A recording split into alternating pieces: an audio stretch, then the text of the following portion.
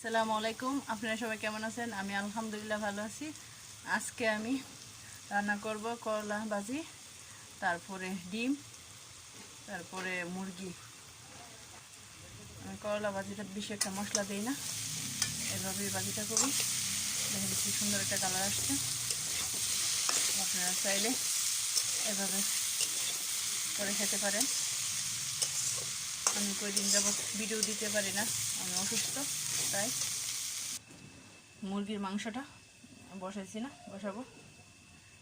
কয়েকটা আলু দেব, আমার ভাই আলু অনেক পছন্দ করে।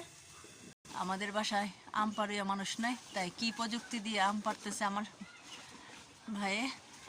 এ ভাই গাছে উঠতে পারে না, দেখেন বোতল দিয়ে, আপনারা চাইলে এভাবে বোতল দিয়ে আম পাড়তে পারেন। এভাবে তেলের গেলেন কাইটা। দেখেন পানির কি অবস্থা, বৃষ্টির পানি জমা কি অবস্থা হয়েছে পুকুরের।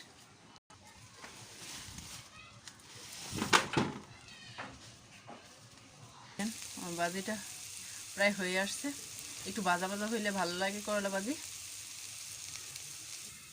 আমাদের হাঁসের ডিম, আজকে ডিমও ভাজবো।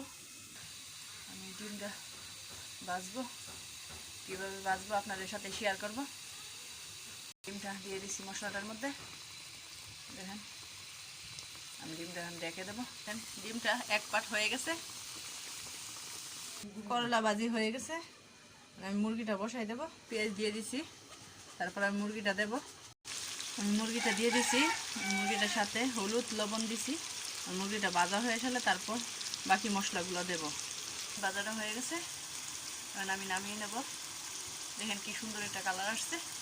মুরগিটা ভাজা হয়ে গেছে, মশলা দিয়ে দিছি। দেন মুরগিটা কত সুন্দর ভাজা হয়েছে। এটা একটু কষানি হইলে তারপর আমি হালকা পরিমাণের ঝুল দেব। দেখেন কত সুন্দর কালার আসছে মুরগিটার মধ্যে আমি ঝুল দিয়ে দিছি। দেখেন অনেক সুন্দর একটা কালার আসছে। এই মুরগিটা এখন ডেকে দেবো।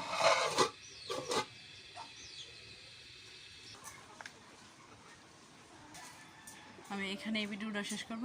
তো আপনারা সবাই ভালো থাকেন, আল্লাহ হাফেজ।